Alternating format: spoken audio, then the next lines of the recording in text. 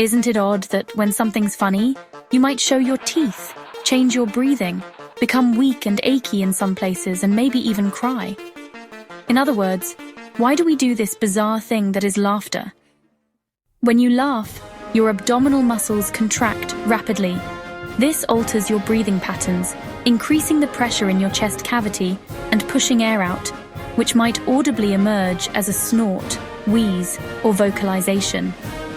Because you're exerting your abdominal muscles much more than you usually would while talking, they may start to hurt. Laughter also inhibits your reflexes and muscle control, causing sensations like leg weakness.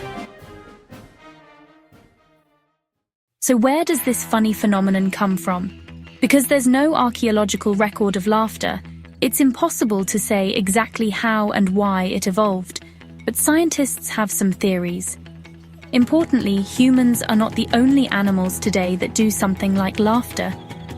Using ultrasonic recorders, researchers in the late 90s realized that rats were basically giggling while being tickled.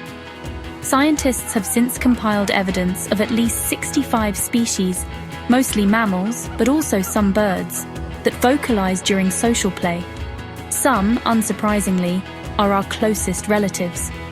By recording and analyzing the sounds primates make while playing and being tickled, researchers grew more convinced that the ancient ancestor of all great apes did something like laughter. And, because other apes make laughter-like sounds during rough-and-tumble play, they think laughter may have originally developed to clearly signal friendly, non-aggressive intent. But of course, humans don't just laugh when we're wrestling, but also when we're amused and even surprised, confused, or nervous. Some scientists think laughter took on expanded functions after humans split from other great apes and developed large social groups and more complex language abilities. They hypothesize that laughter gradually became something we could use not just during play, but within speech to convey subtle meanings and a range of contexts to show our emotions. This is thought to be one of the reasons that laughter is contagious. It's like an invitation to share in someone's emotional state. Just hearing clips of laughter can activate key regions in your brain, triggering you to smile or laugh yourself. And when participants in one study watched a funny video, they laughed significantly longer and more often when another person was present, even though they reported feeling the same level of amusement.